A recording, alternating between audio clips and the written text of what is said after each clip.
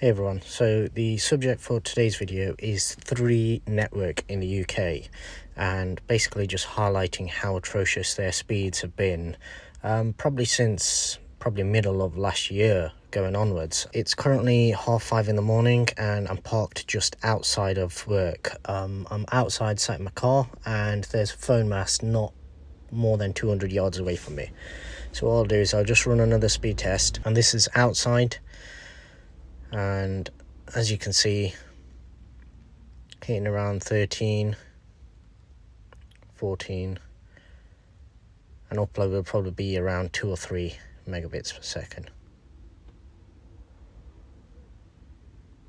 Well, upload's slightly better at the moment. And while this is running, basically the issue that you get with this particular network is early morning, it tends to be reasonably usable, so it'll be similar to this sort of speed, and gradually throughout the day, every 2 hours when I've been having my breaks, it gradually just gets slower and slower until it grinds to a halt. So I'll show you that later today. Right, so here we are indoors. The exit to go outside is just there, so as you can see I'm not far from where you would actually go outside from.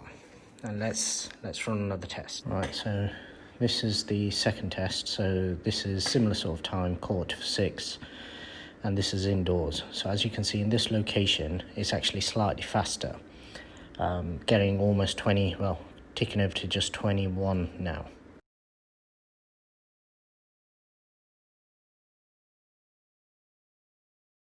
And upload similarly again, only 2 to 3.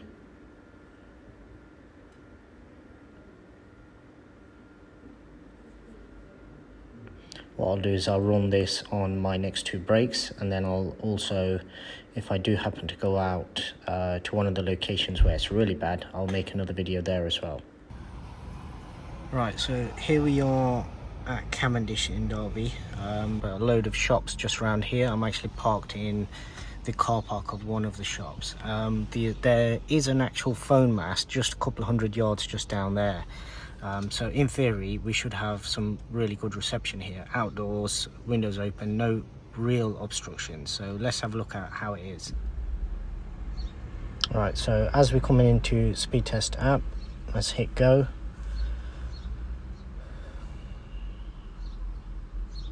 And as you can see, it starts off pretty decent, but then it's gradually dropping down. What I will do is I'll just cycle back through some of the recent ones, speed test results. And part of the issue is the fact that even when you're running these speed tests, it gives you figures that make it look like you should at least be able to just browse social media or something like that. But when you come around to actually using it, you find that anything that you actually use the internet for literally just grinds to a halt. Whereas it's almost as though they've got it set up so then any type of speed test app will actually show a better result than what you're actually receiving. Bear in mind that this is their 4G and these are basically 3G speeds that we're actually getting. The only time I've had anything half decent was very early on this morning, where I got probably about 35 was the max. Everything beyond that, we just come into the results page. So if we come right down to the start of today,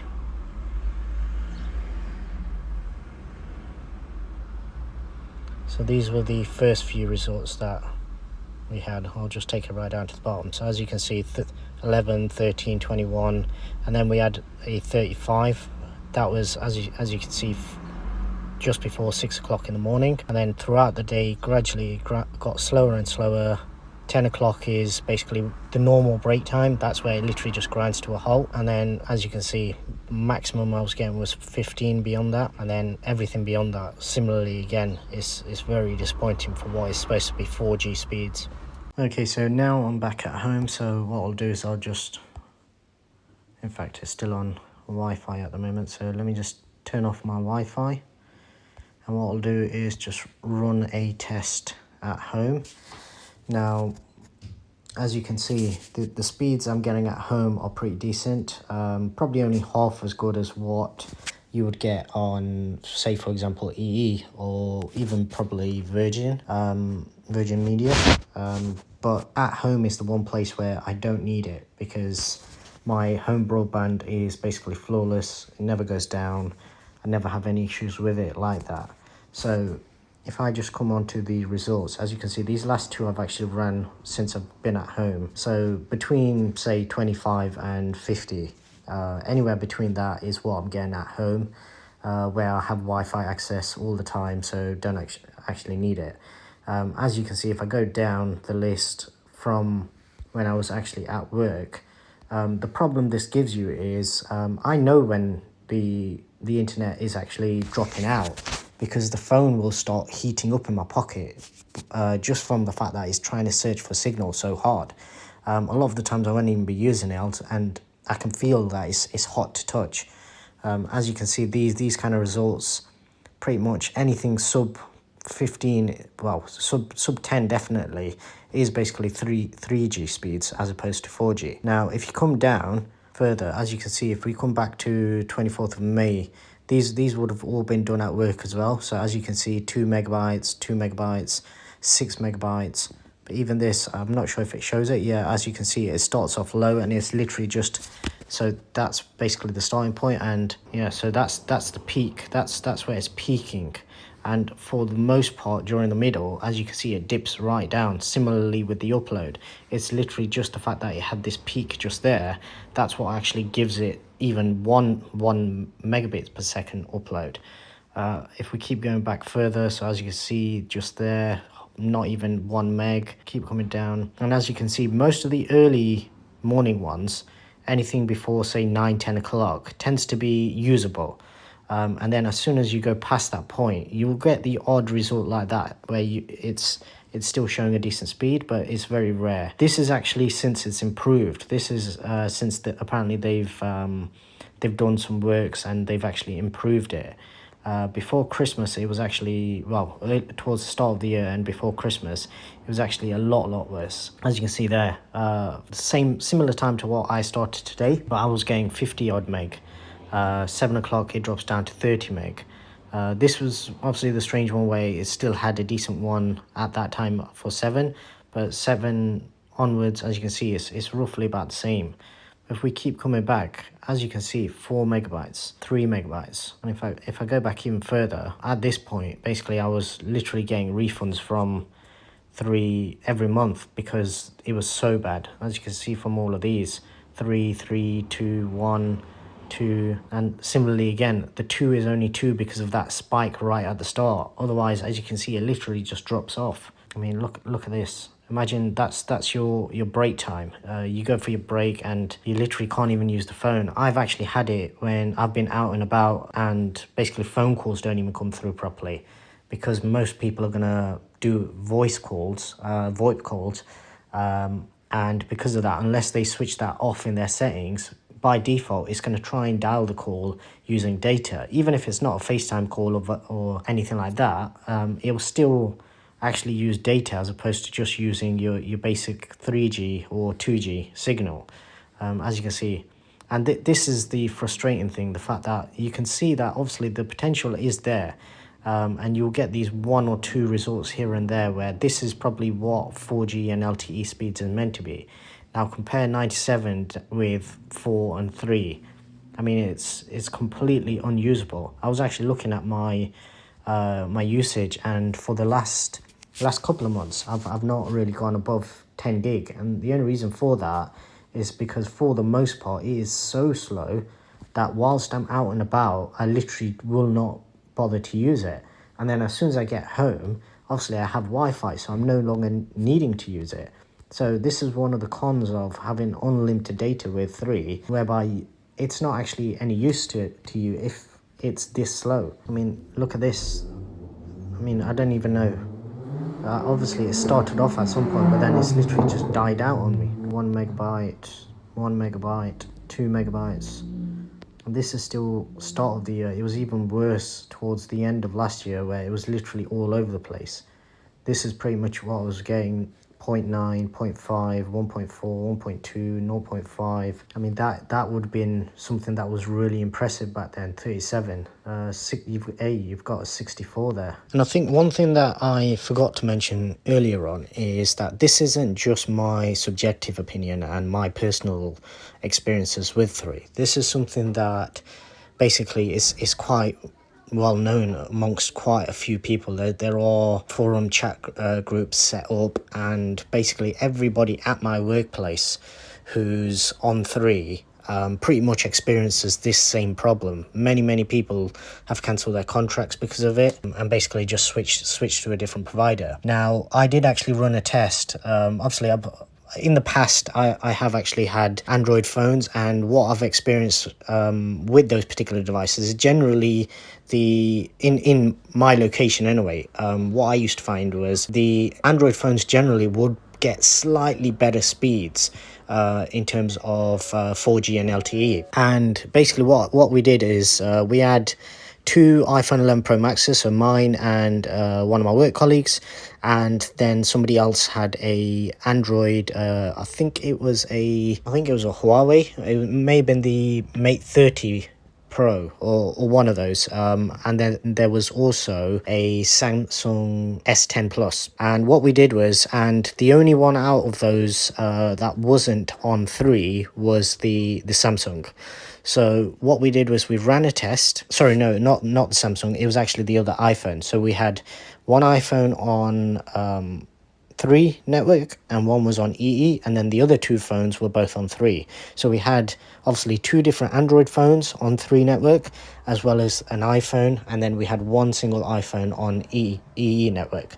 And we ran a test in exactly the same location. So we were all, this is before obviously lockdown and everything. This is probably towards the start of the year, January, February time, that kind of thing. And what we did was we ran a test whilst we were all together, and basically one after another, so we couldn't even say that by running it all together it's actually causing a problem. So one after another we all ran a speed test, and pretty much all of us got the iPhone, the Samsung and the Huawei all got between 2 and 4 megabits per second. In that exact same location, the other iPhone that was running EE actually pulled 60 megabits per second. So as you can see, there was quite a big difference. Now, what we did after that was we went to another location where it was slightly better reception for all of the 3 users, and basically we ran the test again. We all managed to pull probably close to about 30 or 40, and the EE phone in that location was basically getting 100 megabits, which is probably the maximum you're going to get on 4G in that particular location. So as you can see, I mean, varying between the 2 networks, obviously it doesn't come down to the hardware necessarily, because we've tested quite a few different devices. And as I say, this isn't a short-term thing either. This is something that's been going on for quite a while with 3.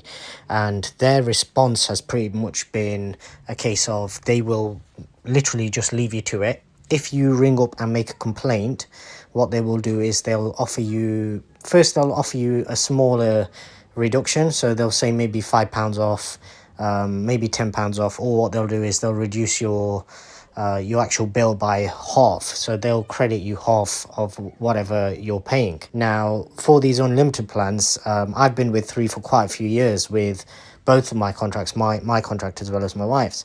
Now, a lot of people, they may have signed up as the first year, and what 3 did a while back was they actually got rid of something called the One Plan. That was one where I was on it initially, and that was their unlimited plan back in the days. And what they did was they literally just scrapped that overnight, and they said, yeah, we're switching everybody from that onto this other plan. And all of a sudden people's price plans went from £20 a month up to £35 a month, and so on. So obviously there will be people out there who are currently paying that £35 a month. I personally wasn't.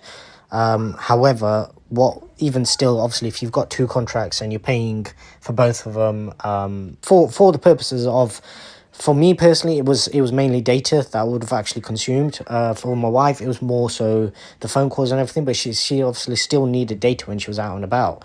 We had quite a few scenarios where we'll go to certain locations. So, for example, the main hospital here in Derby, basically you might as well say goodbye to to your phone whilst you're anywhere, not even inside it, because it is quite a big building, and obviously they do have a lot of shielding and things like that. So it's not even the fact that she was inside it and it wasn't working. Even when she'd come outside to make a phone call, it's still sometimes struggle to actually make the phone call. The main shopping centre in Derby, you send a message to somebody, and until they come out of the shopping centre, they won't get it. My wife was actually shopping with my kids. I sent a message just inquiring basically when they needed a lift, when they wanted picking up. Didn't get no reply, so I sent the same message to on both my kids' phones. They both got it straight away. They replied, kept replying back throughout, basically through the day. Towards the end of the day, when I went to pick them up, basically inquired what's going on, and as they sat in the car, all the messages started coming through.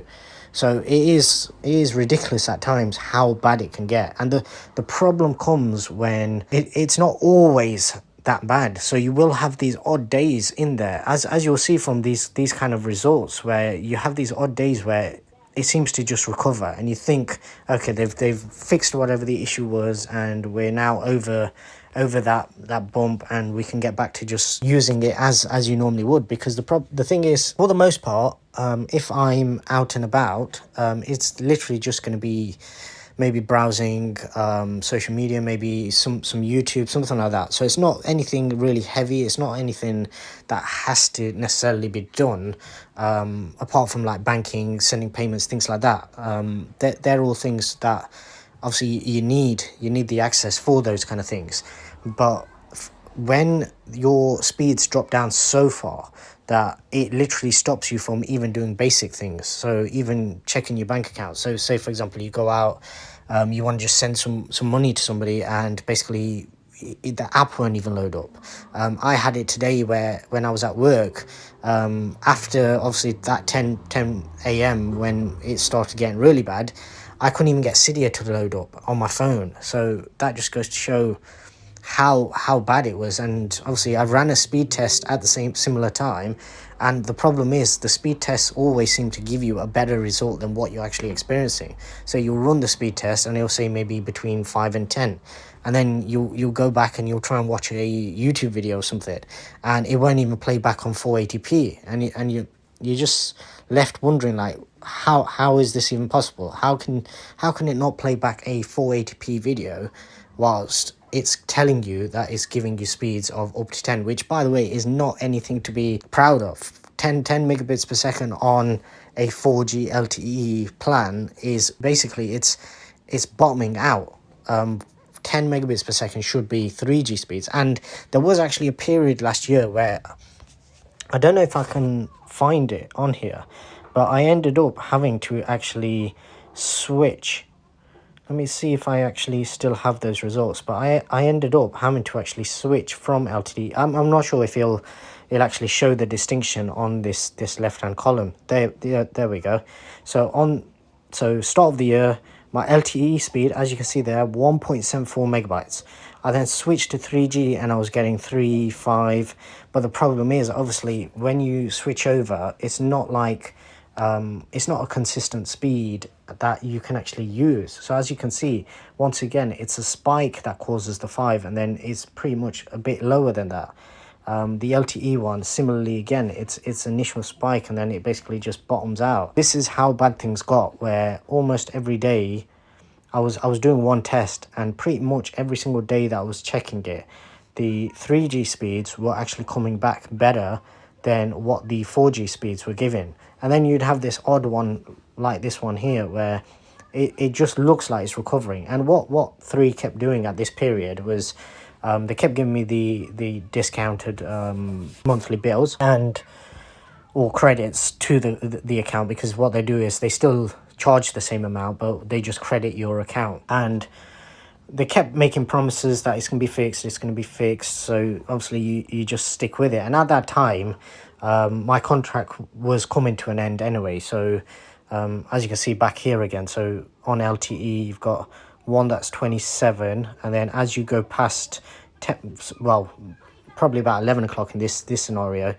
starts to drop down to 9, and then it drops down to 2, then it drops down to 1, and then I figure I may as well check what it's like on 3, and as you can see, it gives you a few decent results, and then even that basically dies out on you, because this is the problem. It's not consistent, whereby you can just switch it over and it'll work happily like that. It is literally like you're literally having to go into your phone settings, turn 4G off, turn it back on, change your settings, and it's like, this is way too much to have to think about and to have to deal with for simple internet connection that you're paying pretty decent money for. I mean, you're not paying EE money.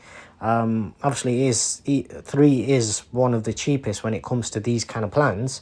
At the moment, EE do have a unlimited plan, which they're branding as 5G, and even though 5G won't be available for most cities, obviously that will automatically upgrade to 5G whenever 5G becomes available in your location. But they're offering that for £35 a month at the moment.